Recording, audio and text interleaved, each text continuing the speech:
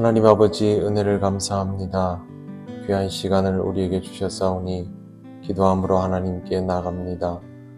우리를 인도하여 주시옵소서. 예수님 이름으로 기도드립니다. 아멘. 찬송가 342장 하나님께 찬양드립니다. 너 시험을 당해 죄 짓지 말고 너 용기를 다해 곧 물리치라. 너 시험을 이겨 새 힘을 얻고 주 예수를 믿어 늘 승리하라. 우리 구주의 힘과 그의 위로를 빌라. 주님 내 편에 서서 항상 도우시리. 내 친구를 삼가 잘 선택하고 너 언행을 삼가 늘 조심하라. 너 열심을 다해 늘 충성하고 온 정성을 다해 주 봉사하라. 우리 구주의 힘과 그의 위로를 빌라. 주님 내 편에 서서 항상 도우시리. 잘 이기는 자는 상 받으리니 너 낙심치 말고 늘 전진하라. 내 구세주 예수 힘 주시리니 예수를 믿어 늘 승리하라. 우리 구주의 힘과 그의 위로를 빌라. 주님 내 편에 서서 항상 도우시리. 하나님 말씀 베드로전서 5장 8절입니다. 다 같이 봉독하겠습니다. 근신하라 깨어라. 너희 대적 마귀가 우는 사자같이 두루 다니며 삼킬 자를 찾나니. 아멘. 네, 우선 단어의 의미부터 살펴보면 근신하라 이 말은 헬라어로 넵사테라고 하는데 정신 바짝 차려라 이런 뜻입니다.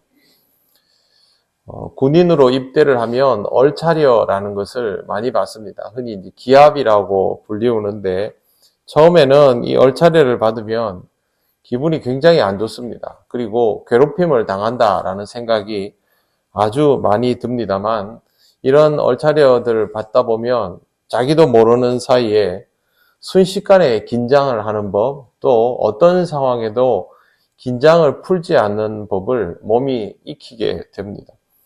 그러다 보면 이제 어느 날 군인이 되어 있는 것이죠. 우리나라 군대보다 사실은 더 전투력으로 무섭게 치는 게 예비군 전력인 이유도 다른 데 있지 않습니다. 일상생활을 하고 있는 민간인이라도 군대를 다녀온 사람들은 순식간에 군인으로 돌변할 수 있기 때문에 그런 전투 준비 태세를 갖추고 있어서 우리나라 국방력에서 예비군의 비중을 굉장히 높게 잡고 있는 것입니다. 군인이라는 것은 어쩔 수 없습니다. 적이 있고 전쟁을 눈앞에 두고 있다면 이런 군인 정신으로 무장을 해야 합니다. 우리의 신앙생활에는 안팎으로 적이 있습니다. 그렇기 때문에 이 적과의 전쟁이 사실상 불가피한 것이죠. 이 전쟁을 위해서 우리는 어쩔 수 없이 군인이 되어야 하는 것입니다. 베드로가 근신하고 정신 바짝 차려라 말하는 이유도 바로 여기에 있습니다. 신앙생활을 하면 하나님의 은혜를 누리고 기쁨이 넘치고 또 보람도 있고 즐겁고 다 맞는 말인데 힘들지 않고는 틀린 말입니다. 신앙생활은 편안하고 느슨하고 좋을 수가 없습니다. 낭만일 수가 없죠. 인생이 낭만일 수 없지 않습니까? 신앙생활은 인생 자체이기 때문에 결국에는 내가 무언가를 감당해 나가려면 또 자기 자신의 그 삶을 구현해 나가려면 전투적일 수밖에 없게 되는 부분이 있습니다. 그래서 우리는 영적 군인이 되어야 하는 것이죠. 베드로는 마귀가 우는 사자같이 두루 다니며 삼킬 자를 찾는다라고 했는데 이 장면을 보면 베드로가 말하는 걸 보면 사자가 배가 고프면 으르렁거리면서 돌아다니는 것으로 생각할 수 있지만 실제로 우리가 다큐멘터리에서 보는 사자는 그런 식으로 사냥하지 않습니다. 야수들이 사냥을 할 때 특징이 있습니다. 포착된 대상이 절대 인지하지 못하도록 굉장히 가까운 위치까지 접근합니다. 덩치가 큰 사자나 호랑이들도 최대한 몸을 낮추고 가까이 접근해서 일격에 보내버립니다. 그게 바로 맹수들의 사냥법입니다.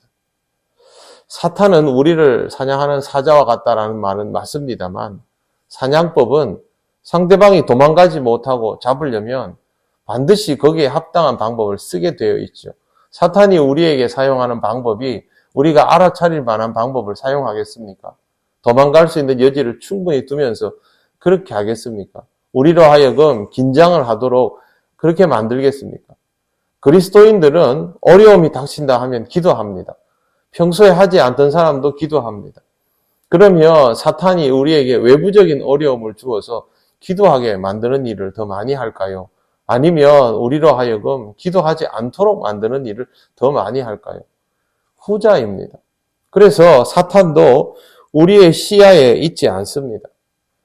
소리가 들리는 곳에 있지도 않고 우리가 눈에 불을 켜고 보고 있어도 귀를 쫑긋 세우고 있어도 보지도 못하고 듣지도 못합니다. 마귀 사탄은 우리의 감각이 반응하지 못한 우리의 내면에 자리하면서 우리를 집어삼키려 합니다. 마음을 어지럽게 하고 병들게 하는 것이죠. 죄라고 표현되는 대표적인 것들을 시기, 질투, 분쟁, 탐심, 음란함, 우상숭배 이것들의 공통점이 있습니다. 바로 욕심입니다.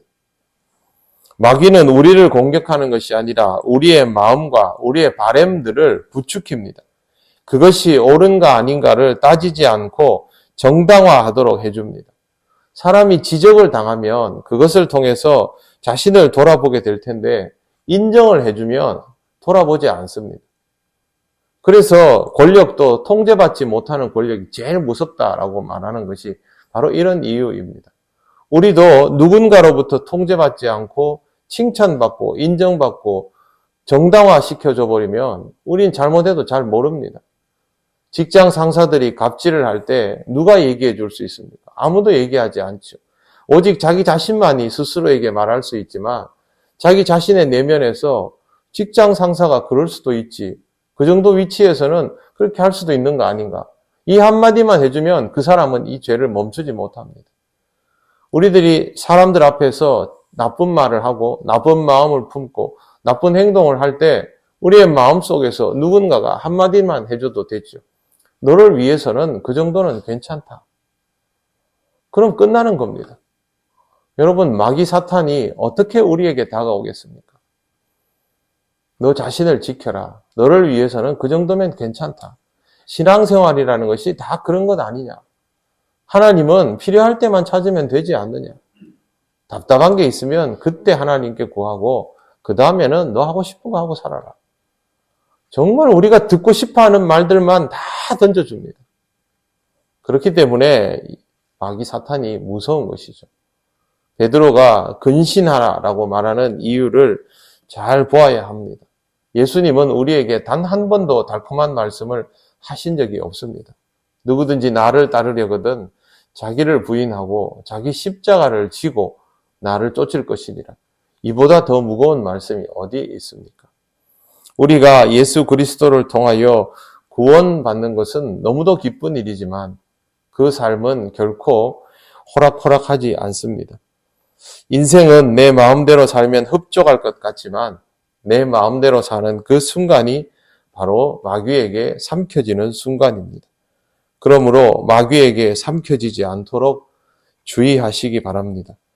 내 마음대로 사는 것보다는 하나님의 방법을 기뻐할 수 있는 그런 인생을 살아가시기를 바랍니다. 기도드리겠습니다.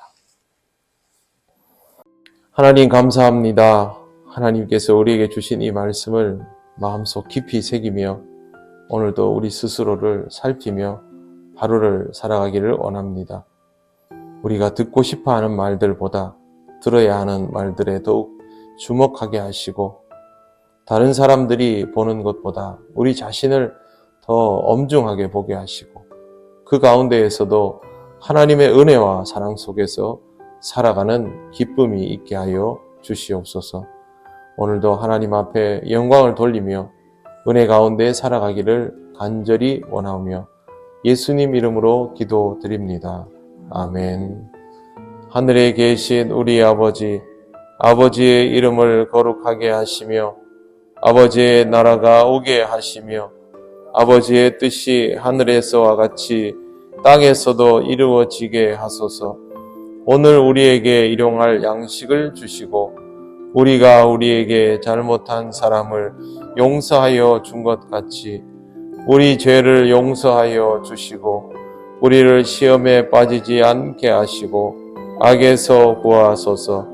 나라와 권능과 영광이 영원히 아버지의 것입니다. 아멘.